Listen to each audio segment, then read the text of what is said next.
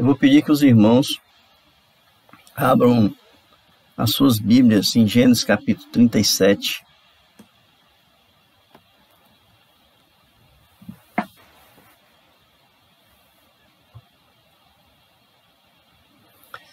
Na verdade, esta mensagem, ela fala um pouco da vida de José como um todo, portanto, ela vai até o final do livro de Gênesis, no capítulo de número 50. Mas nós vamos ler somente os primeiros versículos que falam ali dos sonhos de José. No capítulo 37 de Gênesis, até o versículo de número 12, até o versículo de número 12, certo? Gênesis, abram suas Bíblias, capítulo 37, versículo 1 até o versículo 12, que diz assim: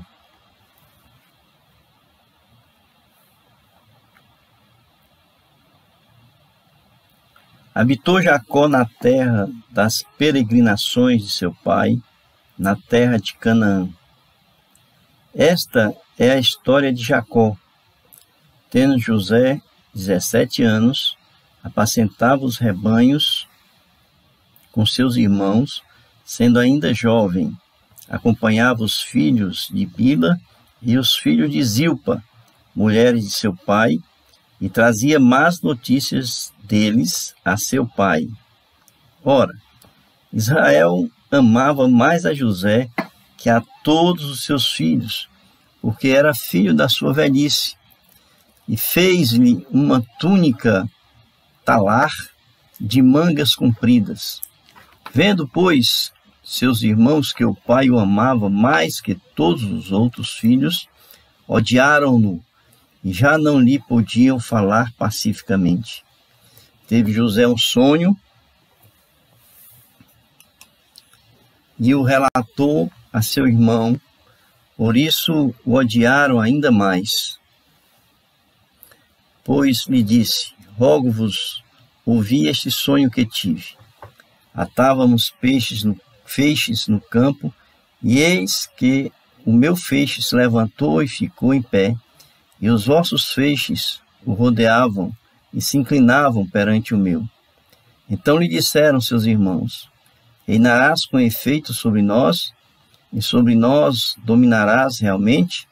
E com isso tanto mais odiavam por causa dos seus sonhos e de suas palavras.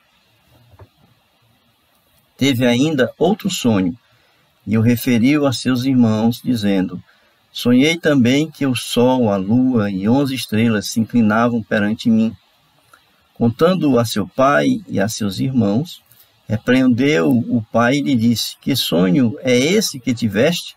Acaso viremos eu e tua mãe e teus irmãos a inclinar-nos perante ti em terra? Seus irmãos lhe tinham ciúmes. O pai, no entanto, considerava o caso consigo mesmo. E como foram os irmãos apacentar o rebanho do pai em Siquém. Amém, queridos? Então, nós queremos pensar um pouco sobre os sonhos de José. Nós sabemos que José era filho de Jacó com Raquel, né? Ele não era o primogênito, na verdade, ele era o mais velho de Raquel, né? A gente sabe que Jacó ele teve filhos com a irmã de Raquel, né? Com a concubina dela, né? A secretária dela, né? Com Raquel e também com a sua auxiliar, né? E José era o filho mais velho de Raquel, o primeiro filho de Raquel, né? O filho mais velho. Depois ela teve Benjamim, que chegou a falecer no parto, né? No parto de Benjamim. Mas o texto nos fala que José ele já ajudava os irmãos ali para cuidar das ovelhas do pai. E o texto fala, já começa com José ali aos 17 anos, em que ele apacentava o rebanho do pai com seus irmãos. E o texto diz aqui que ele acompanhava os filhos de Bila e os filhos de Zilpa, né, que eram mulheres também de seu pai.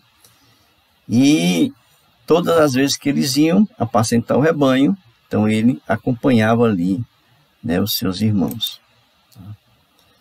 No entanto, a gente percebe no texto que havia uma relação muito conflituosa entre os irmãos, José e seus irmãos mais velhos.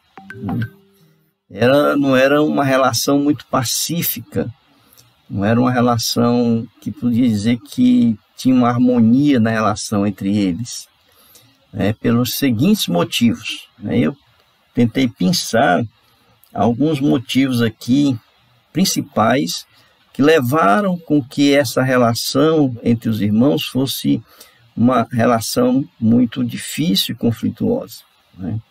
Aqui diz o texto que os seus irmãos odiavam a José. Então, não era uma coisa muito sadia essa relação entre eles. Tá? Então, vejam, a primeira coisa que eu percebo aqui é que, na verdade, José, ele gostava de falar dos irmãos, né? Ele acompanhava os irmãos para cuidar das ovelhas do pai, e quando eles chegavam, aqui diz o texto, que ele sempre trazia más notícias, né, dos seus irmãos para o pai, né? Então, um dos grandes problemas que existia entre José e os seus irmãos era essa sua forma de ser, e ele não guardava segredos, a amizade dele, não que a gente entenda que se deva guardar segredos de coisas erradas, ser conivente com coisas erradas, né? Mas José era uma pessoa que, assim que chegava, ele já relatava tudo ali a seu pai, né? E principalmente o que os seus irmãos haviam feito de errado, tá? E isso já trazia, né, algumas consequências, né, sérias entre os dois. Uma outra coisa que a gente percebe nesse texto é que, além dessa questão de José estar ali sempre a relatar as coisas dos irmãos, tá, ele também era dos filhos de José, dos filhos de Jacó, era o filho que ele mais amava, tá? E Jacó deixava isso claro, aquilo que ele fazia, né, demonstrava o seu amor por José, tá? Então vejam, ele não escondia essa preferência que ele tinha pelo seu filho. E aqui no texto diz que, por ele amar demais aí a José, no versículo 3, tá, ele fez ali, né, aqui diz o texto que ele amava mais a José do que a todos os seus filhos, tá? Porque era o filho da sua velhice, embora ele tenha tido o outro, né, o seguinte, ali com, né, o Benjamim, que nasceu depois dele, tá? Mas ele, por amar mais o seu filho José, ele fez uma túnica, né, uma túnica colorida, né, de mangas compridas, e ele deu ali a José. E isso fez com que os seus irmãos odiassem ainda mais, porque o pai não tinha, não escondia o fato, né, não omitia o fato de que ele amava mais a José, né?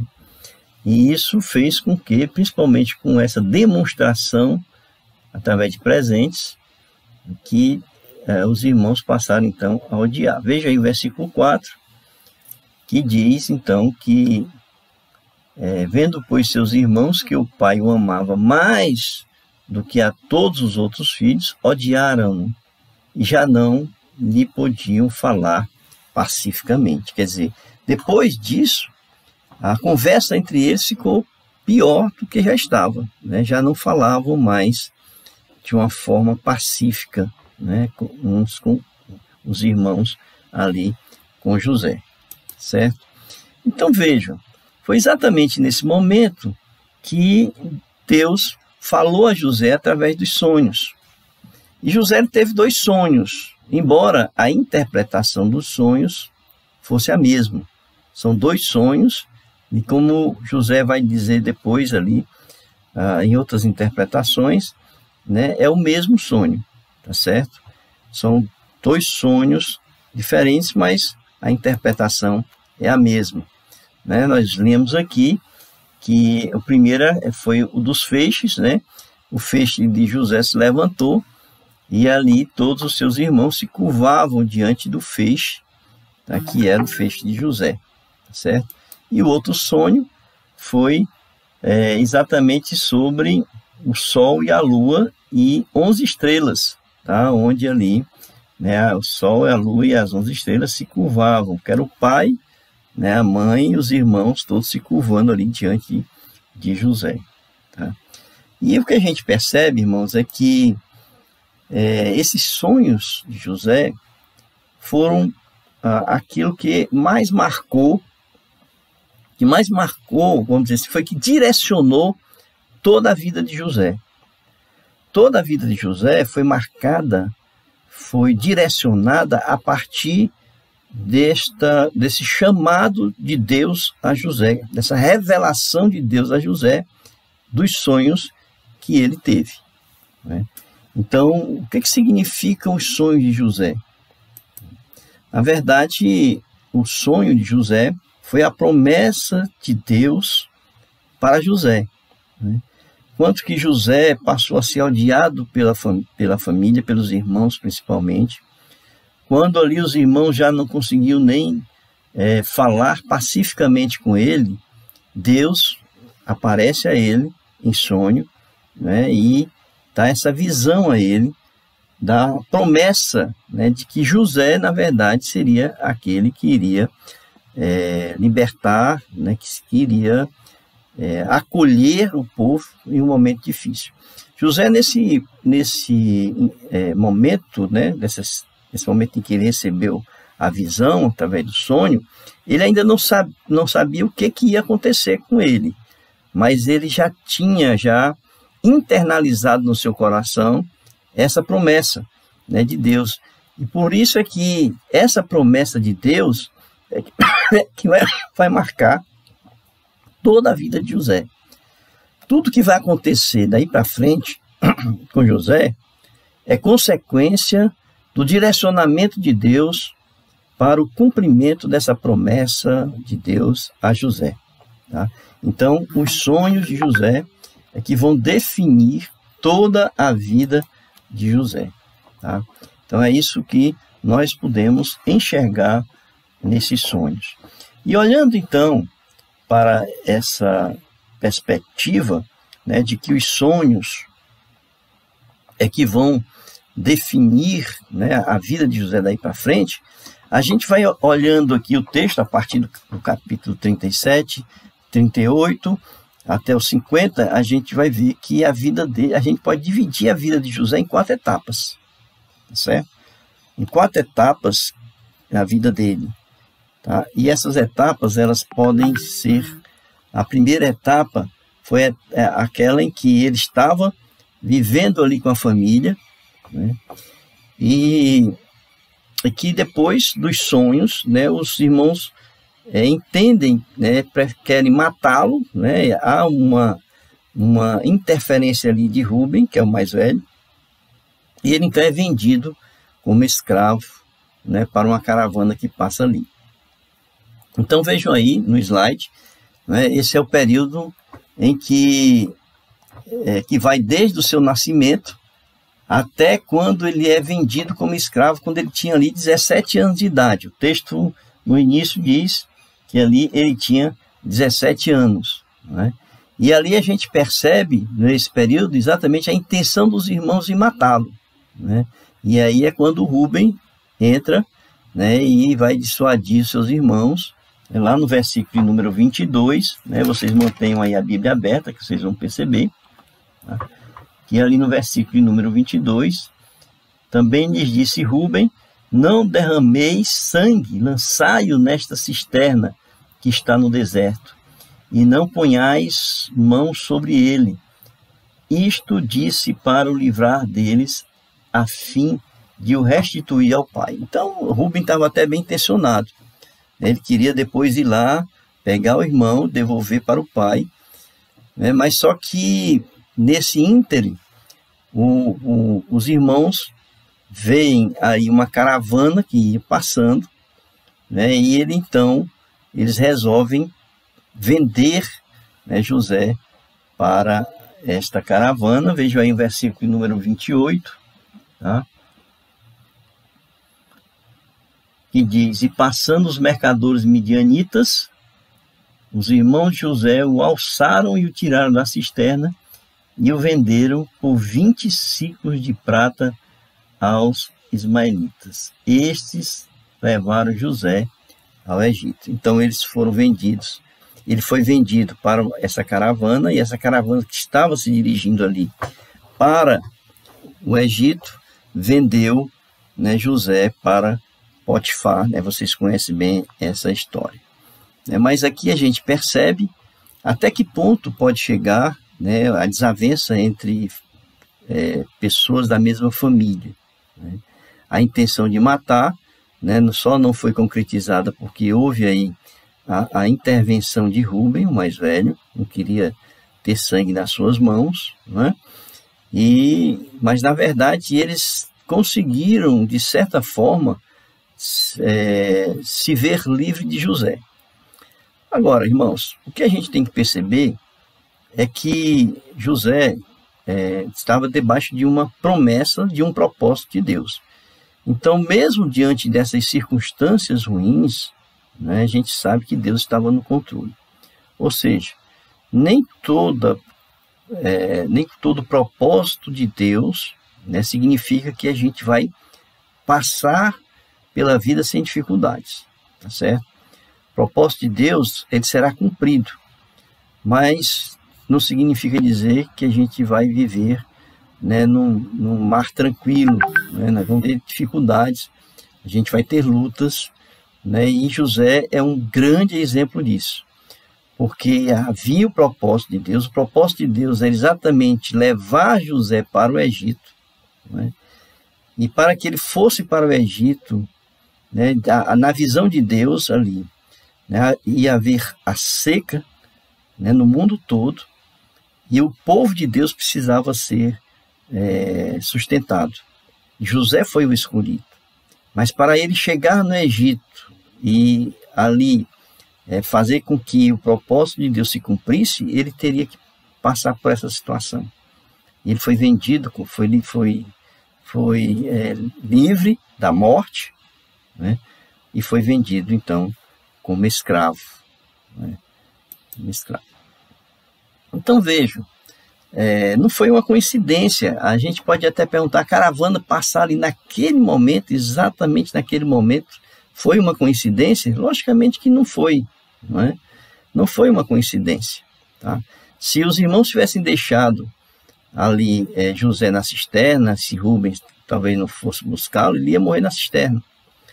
Então, não foi coincidência no sentido de que Deus providenciou a passagem dessa caravana para que ele pudesse, então, ser direcionado ali para o Egito, né? Nada nas coisas de Deus são coincidência, né? Tudo nas coisas de Deus tem um propósito e tem uma razão de ser, tá? Então, é evidente que tudo fazia parte do propósito de Deus, em pelo menos 2 motivos que nós temos aqui, né, nesse contexto. Primeiro, é que exatamente Deus já havia dito, né, ali para Abraão, que o seu povo seria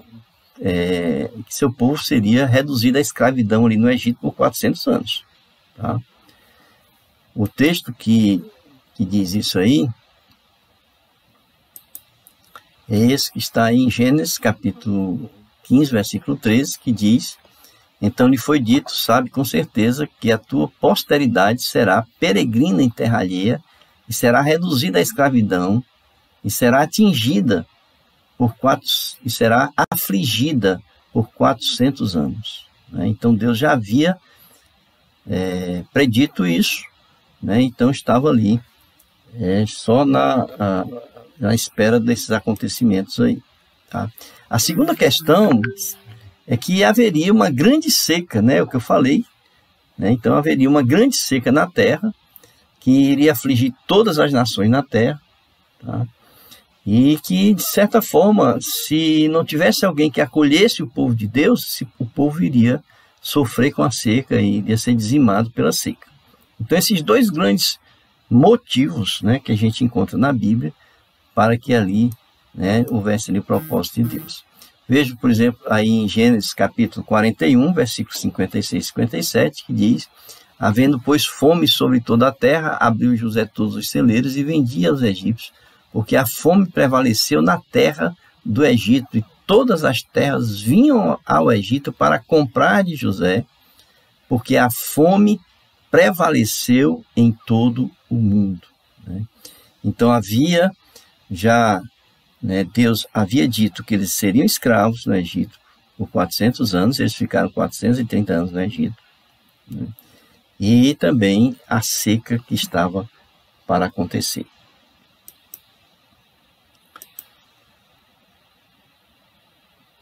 E havia também, né, a promessa que estava sobre José. Né? Então, eles seriam escravos 400 anos, a seca e a promessa que estava sobre José, que haveria de ser cumprida. E esse cumprimento da promessa seria exatamente ali no Egito. Ora, e aí vem a pergunta, então, José sendo vendido pelos seus irmãos, né, a gente sabe que eles, né, odiavam, né, José, tá certo? Mas qual era o sentimento que José tinha no coração em relação aos seus irmãos e aos seus pais, né? Seria aí um coração ressentido, né, magoado com tudo isso que os irmãos fizeram com ele, né? É evidente também que não, é evidente que não, o texto é bem claro, né? Porque mesmo os irmãos demonstrando todo esse ódio, todo esse rancor em relação a José, quando o pai demonstrava aí o seu amor maior, né, pelo seu filho José, quando o pai precisou dele para levar mantimentos para os filhos e ter notícia dos filhos, ele prontamente ali atendeu o chamado do pai. Então ali no versículo, né, de número do capítulo 37, a partir do versículo 12, né, diz que como foram os irmãos apacentar o rebanho do pai em Siquém, perguntou Israel a José: não apacentam teus irmãos o rebanho em Siquém? Vem, enviar-te-ei a eles. E respondeu José: eis-me aqui. Então ele prontamente se colocou ali à disposição do pai, né, para ali olhar os seus irmãos, né? Então, apesar, né, dessa promessa de Deus, José foi enviado para cumprir a sua missão como escravo, né? Como escravo. Quer dizer, nem sempre, irmãos, a missão que Deus nos dá é uma missão muito confortável, né? Nem sempre a missão que nós recebemos de Deus é uma missão muito tranquila.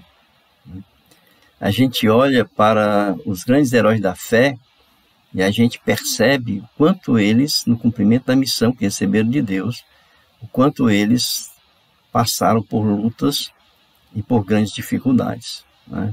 O apóstolo Paulo é um grande exemplo disso, certo? A vida do apóstolo Paulo, depois da sua conversão, não foi uma vida fácil, né? Foi uma vida difícil, né? Mas para Paulo importava a ele cumprir a missão. Vejam que José, para ele cumprir a missão, ele teve que ser escravo, ele teve que ser vendido no Egito ali como escravo, né? Então percebam isso, né?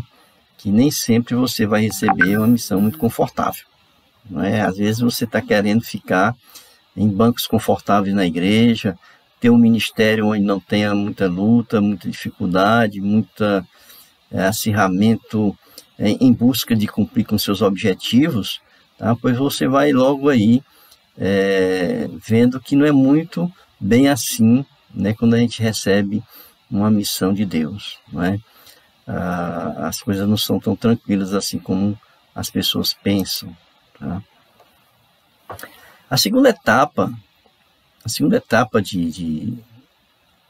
da vida de José foi quando ali ele foi mordomo de Potifar, né? Então ele ficou no Egito e aí ele foi vendido ali para Potifar, né? É um homem importante no Egito, tá certo? E ele ali foi mordomo. Essa segunda etapa, né, já foi um pouco diferente dessa primeira, né? Porque ali na primeira a gente vê, né, que havia um acirramento, tá certo, de relações interfamiliares, tá? Aqui é uma relação de trabalho. Essa segunda etapa de José, a gente já vislumbra aqui uma relação de trabalho, né? Ele conquista toda a confiança, né, de Potifar. Ele recebe de Potifar toda a confiança também, lhe é dado tudo, né, tudo, menos a esposa, quer dizer, tudo ele poderia administrar, governar, menos a esposa, não é isso? Menos a esposa. Então ele tem uma vida aqui diferente, mas a gente vai perceber que nessas relações de trabalho havia uma certa dificuldade ali, tá? E essa dificuldade foi também de relacionamento, mas o relacionamento aí com a esposa, né, de Potifar. Tem uma história que é muito conhecida e a gente vai perceber que foi um momento assim de grande prosperidade para Potifar, né, e para José também, porque José saiu de um status de escravo para o status de mordomo da casa, tá? Vejam aí em Gênesis capítulo 39, versículo 6, que diz: Potifar tudo o que tinha confiou às mãos de José, de maneira que, tendo-o por mordomo, de nada sabia, além do pão com que se alimentava. José era formoso de porte e de aparência, então era um cara, né, bonitão, né, formoso, tá? E, portanto, cobiçado, né, pelas mulheres, tá certo? Mas Potifar confiou tudo. E tudo ali, né, que José administrou, houve um crescimento, tá certo? Muito grande ali na casa de Potifar. E José, novamente, então, se depara com pessoas, né, que prejudicaram ali a sua vida, né? A esposa de Potifar, esse relacionamento com a esposa de Potifar, começou a ficar um pouco mais difícil, né? Ele primeiro foram os irmãos, né? E agora a esposa de Potifar. Ela era infiel ao marido, né? E por diversas vezes, não foi só uma vez nem duas, todas as vezes que José ia ali na casa de Potifar para resolver algum assunto, tá? Ela tentava assediá-lo, né? E então ela convidou, né, explicitamente José para se deitar com ela, tá certo? E José, então, né, ele se negou, né, a se deitar com a esposa de Potifar, tá certo? E aí o texto em Gênesis capítulo 39, versículos de 7 a 9, que diz, né, aconteceu depois dessas coisas que a mulher de seu senhor pôs os olhos em José e lhe disse: deita-te comigo. Ele, porém, recusou e disse à mulher de seu senhor: tem-me por mordomo o meu senhor e não sabe o que há em casa, pois tudo o que tem me passou ele às minhas mãos. Ele não é maior do que eu nesta casa, e nenhuma coisa me vedou, senão a ti, porque és sua mulher. Como, pois, cometeria eu tamanha maldade e pecaria contra Deus? Né? Então ele foge da presença, né, ali da mulher. E a mulher, então, inventa uma história para o esposo, né, para Potifar, e ele ali é jogado na prisão, tá certo? Então Deus ali livra novamente José da morte. Primeiro livrou das mãos dos irmãos e agora da esposa e do Potifar, né, do Potifar e da sua esposa, né, e então ele é jogado ali na prisão, né. Vejam aí, o coração da mulher de Potifar estava cheio de ira por ter sido rejeitada, e o de Potifar pelo que ouvira da mulher. Então foi gerado um ódio. Nessas relações de trabalho, muitas vezes, né, vocês sabem que as nossas relações de trabalho nem muitas vezes é tão pacífica assim, né? Principalmente para aqueles que querem se manter, que querem manter a sua integridade no meio de um povo corrupto, né? De um povo acostumado às questões imorais, né? Não respeita a ética, a moral, né? E quando pessoas querem manter a sua integridade, há sempre um conflito de interesses entre pessoas que querem se beneficiar, se locupletar muitas vezes, com as pessoas que querem se manter firmes, né, íntegros na condução da sua vida. Então Potifar vai, né, e envia ali José para a prisão. A terceira etapa foi exatamente José na prisão, né? A gente vai ver isso lá já no capítulo 40, tá, de Gênesis, tá certo? E ali, ele na prisão, e ele logo ali na prisão, ele assume, né, a administração interna, vamos dizer assim, da prisão, porque o carcereiro enxerga, né, que José era um homem de Deus, né, e que tudo aquilo que José fazia, né, crescia, né, se desenvolvia, e ele então recebe ali do carcereiro vamos dizer assim, a confiança, tá certo, de cuidar ali tanto dos presos, né, como da administração dentro da prisão, tá? A gente vai ver isso já no final do capítulo 39, que diz assim, né, versículo 21, o Senhor, porém, era com José, ele foi benigno e lhe deu mercê perante o carcereiro, o qual confiou às mãos de José todos os presos que estavam no cárcere, e ele fazia tudo quanto lhe devia fazer ali, tá? Então José, ele mais uma vez ali, né, ele recebe o favor de Deus, tá? E ele fica ali na prisão durante um tempo, 2 anos mais ou menos, tá? Aí tem, né, esse slide dizendo aí que novamente José, embora preso, ele é reconhecido como servo de Deus, e o carcereiro coloca responsável, está em Gênesis 39, versículo 21 a 23, que eu já falei para vocês, tá? Só que ali na prisão aparecem mais 2 presos, o copeiro do rei e o padeiro do rei, né? E ali na prisão, tanto o copeiro como o padeiro, eles têm sonho, e eles sonham no mesmo dia, na mesma noite. E eles então sonham e contam o seu sonho para José, e ali contam o que haviam sonhado, né? E esse sonho está ali no capítulo 40, tá?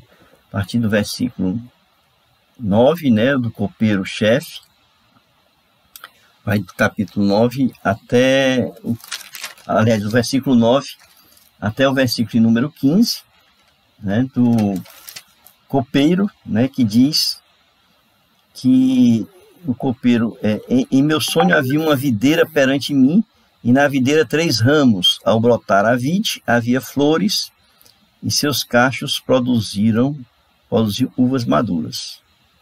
O copo de Faraó estava na minha mão, tomei as uvas e as espremi no copo de Faraó, e a dei na própria mão de Faraó. E a do padeiro-chefe, vendo ali o padeiro-chefe, que a interpretação era boa, disse a José, eu também sonhei, e eis que 3 cestos de pão alvo me estavam sobre a cabeça, e no cesto mais alto havia de todos os manjares de Faraó, arte de padeiro, e as aves que comiam do cesto na minha cabeça.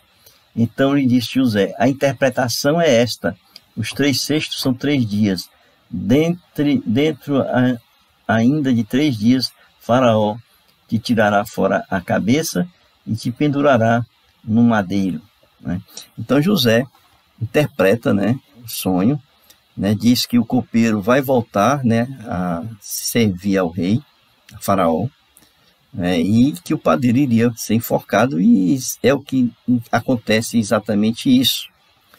Só que então ele diz ao copeiro: olha, quando voltares, você se lembra de mim, né? Não se esqueça de mim. Tá?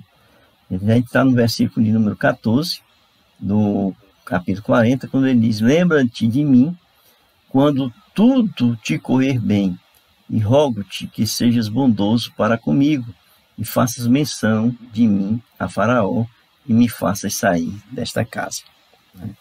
Aqui a gente percebe, né, a fragilidade muitas vezes dos homens, que muitas vezes recebem o favor das pessoas, né, a ajuda das pessoas, e essas pessoas se esquecem rapidamente daquilo que é feito por elas. Né? São pessoas ingratas muitas vezes. Né? E o copeiro do rei, ele poderia muito bem ter chegado ali ao rei: olha, rei, houve assim um fulano e tal, né, e eu queria ajudá-lo, né? Mas ele não, ele foi servir o rei, né, durante mais 2 anos, ficou ali José na cadeia. Só que nesse íntere aí, o rei teve um sonho, tá? O rei teve um sonho. E o rei começa então a sonhar e chamar as pessoas para interpretarem, né, o sonho de Faraó. Irmãos, aí Deus então começa, né, a gente sabe que todo esse caminhar foi Deus conduzindo a vida de José.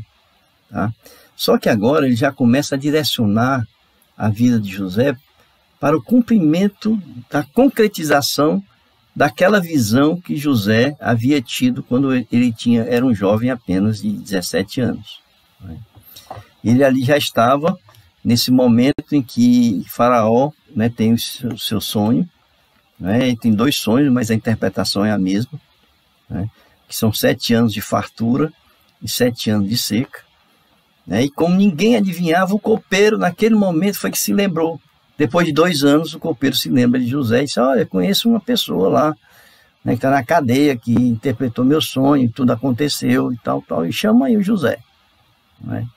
Então Deus já estava começando a direcionar, né, depois de tudo aquilo que José havia passado, né, foi vendido como escravo no Egito, foi mordomo de Potifar, perseguido, preso, tá certo? Depois de todo esse caminhar de José, né, então ele vai interpretar o sonho, né, de Faraó. E ele então interpreta o sonho de Faraó no capítulo 41, né, e ele então é chamado por Faraó para ser governador do Egito. Né? Segundo Faraó, segundo o texto, né, Faraó disse que não tinha pessoa melhor para assumir esse cargo, senão o próprio José. E essa é exatamente a 4ª etapa ali da vida de José, quando ele se torna governador do Egito. Né? É a 4ª etapa da vida dele. Tá? O Faraó, né, o chama, tá certo? E ele então recebe de Faraó toda a autoridade sobre a terra do Egito. Aos 30 anos de idade, né, José se tornou o homem, depois de Faraó, o homem mais poderoso do Egito. Né? E ele então, ali ele recebe de Faraó, né, a esposa, que era filha, né, filha de Potífera, né, que era o sacerdote ali no Egito, tá? E ele teve 2 filhos, com esta filha de Potífera, né? Primeiro, o nome da filha era Arsenate, né? O primeiro filho com Arsenate foi Manassés, né? E vejam, irmãos, interessante, né, que a gente olhando para o passado, agora Faraó chegou no topo, né? A promessa de Deus se cumpre ali, quando ele se torna governador do Egito. Tá? E olhando para trás, o que é o coração de um servo? Né? Olhando para trás por todas as angústias, todas as lutas, dificuldades que ele passou, quando ele tem o primeiro filho, veja o nome que ele colocou o nome de Manassés, né? Manassés, que significa que Deus me fez esquecer todos os meus trabalhos e de toda a casa do meu pai, quer dizer, todas a perseguição, todo o ódio dos irmãos, né? Tudo que havia sofrido ali na casa de Potifar, o que sofreu ali na prisão, né? E então Deus fez esquecer de todos os meus trabalhos, né? De toda a minha luta, de toda a minha dificuldade, né? O reconhecimento que Deus estava trabalhando no seu coração para que não houvesse nenhuma raiz de amargura, né, nesse servo chamado José. O outro filho, que ele colocou o nome de Efraim. Tá? Efraim significa próspero, né? Deus me fez próspero na terra da minha aflição. Quer dizer, apesar de todas as dificuldades, Deus era com ele, né? E ele foi próspero na casa como mordomo, foi próspero na prisão e agora próspero como governador do Egito. E ali, como governador do Egito, o que é que acontece? Ele, em vez de, né, se fosse uma pessoa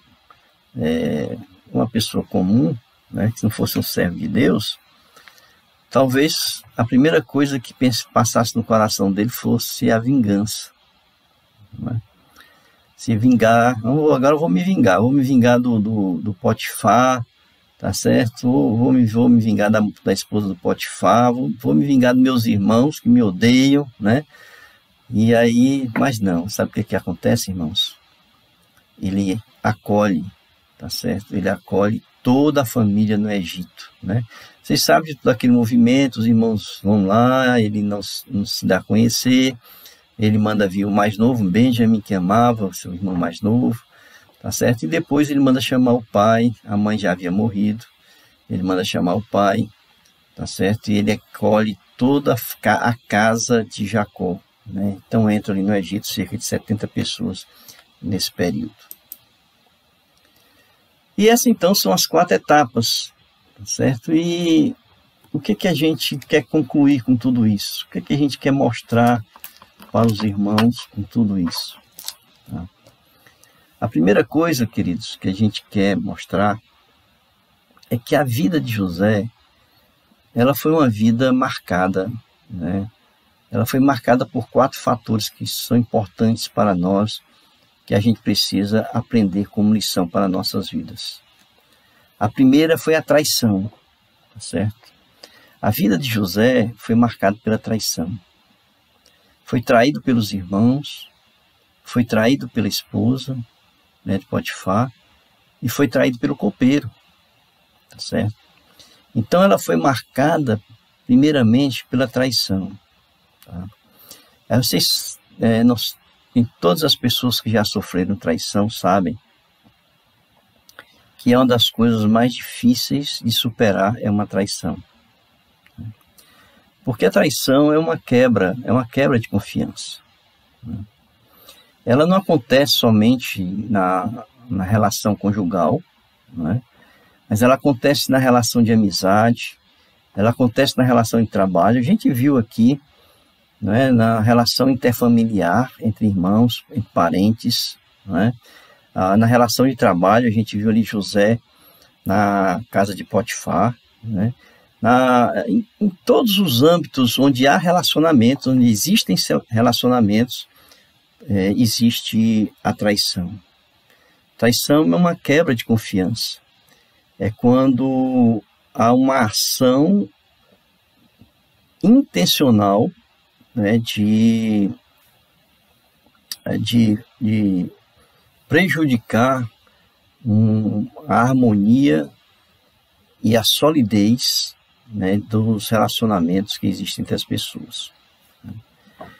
Eu já li no livro do do Mário, né, Sérgio Cortella, ele estava falando que um dos grandes problemas dessa questão é a decepção que você tem com as pessoas. É muito... A traição, apesar de ser algo muito violento, tá certo? Muito violento, no que diz respeito à relação, mas o mais difícil de superar não é a traição em si, mas a decepção que se tem com as pessoas.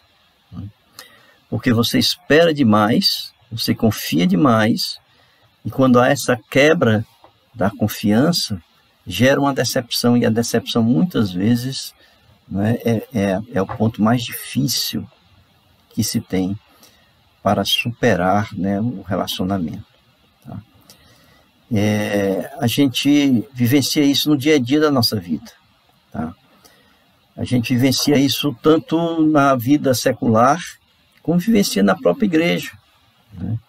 Quantas e quantas vezes a gente estende a mão, como fez José ali na prisão, para o copeiro, né, que ajudou o copeiro e tudo mais. Né? Quantas e quantas vezes a gente estende a mão para as pessoas, que a gente cuida muitas vezes, né, de ovelhas, né, tem um cuidado especial, e lá na frente essas ovelhas falam mal de você, elas viram as costas para você, elas lhe tratam mal, né? Às vezes até saem da igreja, né? Quantas e quantas vezes, né, a gente percebe pessoas que dão, muitas vezes a gente está conduzindo espiritualmente a igreja em um caminho, né, direcionando a igreja em um caminho, e quantas vezes a gente vê ovelhas, né, direcionando pessoas em um caminho diverso, contrário àquilo que nós estamos orientando a igreja, né? Tudo isso são aspectos da traição que são muito difíceis, né? Muito difíceis, né, da gente reatar um relacionamento sadio, íntegro. E a gente olha para José, irmãos, que a vida foi marcada ali, e a gente percebe o que é um coração de um servo. Porque ele superou, né, todas essas fases, né, todas essas traições que ele sofreu no decorrer da sua vida. Ele superou tudo isso e com um coração perdoador, não é? E ele ali conseguiu vencer, né, essas questões da vida dele. Tá? A segunda coisa que marca a vida de José, é a fidelidade de Deus, né? E não apenas a fidelidade de Deus, mas o cuidado de Deus para com o seu servo. Na condução de José durante todo o processo da vida dele, até ele chegar onde chegou, né, a gente percebe ali a mão de Deus sobre a vida de José, não permitindo que ele morresse e, acima de tudo, dando prosperidade a José. Vejam, por exemplo, aí, né, em Gênesis capítulo 39, versículo 2, ali na casa de Potifar, né, a gente vai ver: o Senhor era com José, que veio a ser homem próspero e estava na casa do seu senhor, né, egípcio. E ali, 39, 21, na prisão, não é, quando ele diz ali, o carcereiro diz: o Senhor, porém, era com José, ele foi benigno e lhe deu mercê perante o carcereiro.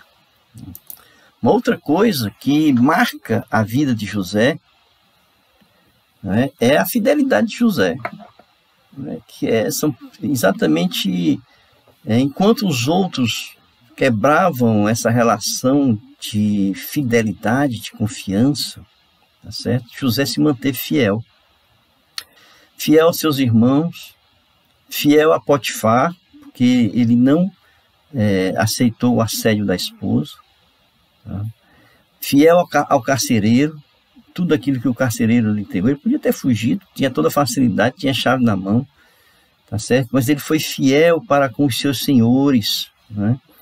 Foi fiel para com as pessoas com quem ele estava se relacionando, foi fiel com o faraó e principalmente, irmãos, foi fiel para com Deus, né?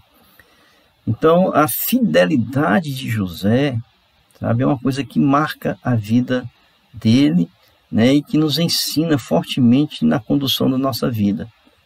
fidelidade com os nossos irmãos na igreja, fidelidade com o seu pastor, fidelidade com o nosso pai, com a nossa mãe, com nossos irmãos, fidelidade no nosso trabalho, no nosso emprego, nas nossas relações de trabalho, né, nas nossas relações interfamiliares, de amizade, tá certo? Nós precisamos manter esse conceito que é importante dentro de nós, que é o conceito de fidelidade, tá?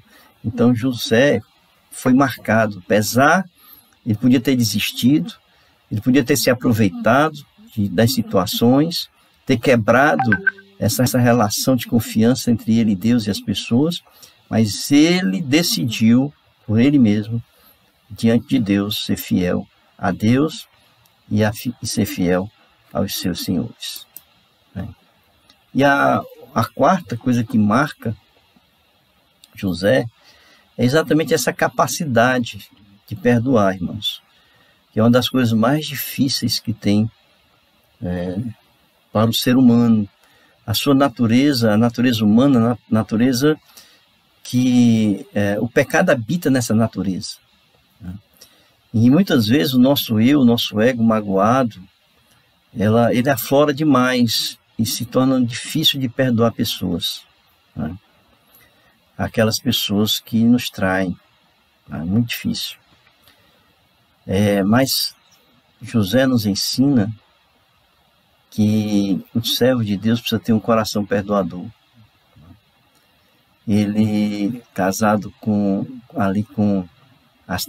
Asenate, né?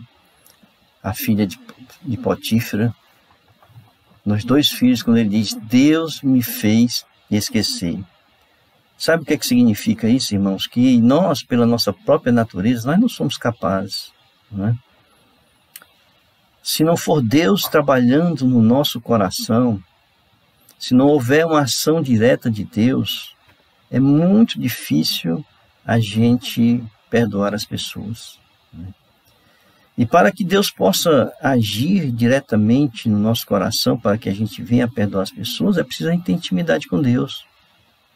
É preciso buscar ao Senhor, é preciso ter uma vida de comunhão com Deus, de intimidade com Deus, porque só assim nós vamos ter um coração onde todas essas amarguras que nós vamos acumulando ao longo da nossa vida vão sendo retiradas pelo próprio Deus, né? É nessa intimidade, é nessa relação de comunhão com Deus. Por isso é que José, né, esse rapaz que saiu de casa aos 17 anos, ele fiel a Deus, em comunhão com Deus, Deus trabalhou a sua vida, Deus foi fiel com ele e tirou do seu coração tudo aquilo que poderia, de alguma forma, desviá-lo do caminho do cumprimento dos propósitos de Deus para a sua vida. Nós temos uma promessa, irmãos, uma promessa de Deus que é a vida eterna. E essa promessa é que nos sustenta. Essa promessa é que direciona a nossa vida. A promessa de vida eterna é que faz com que a gente venha a superar todas as lutas, todas as dificuldades que a gente vem enfrentar na nossa vida. O que fez José se manter firme e fiel foi a promessa de Deus. E o que nos faz manter firmes e fiéis é a promessa de Jesus, que todo aquele que nele crê não pereça, mas tenha a vida eterna, né?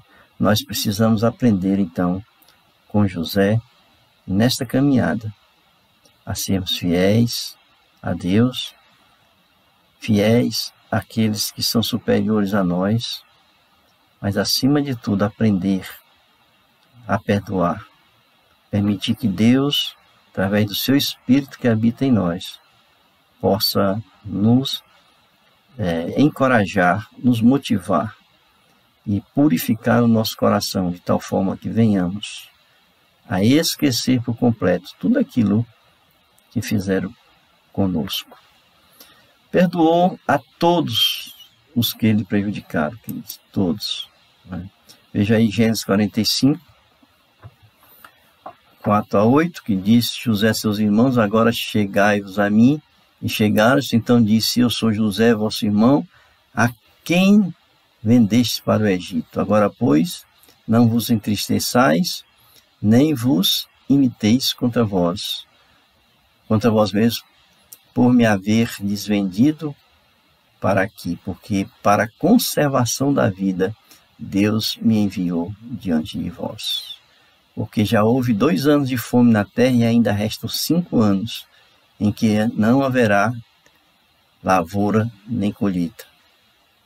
Deus me enviou adiante de vós para conservar a vossa sucessão na terra e para vos preservar a vida por um grande livramento. Assim, não foste vós que me enviaste para cá, e sim Deus, que me pôs por pai de Faraó e senhor de toda a sua casa e como governador de toda a terra do Egito.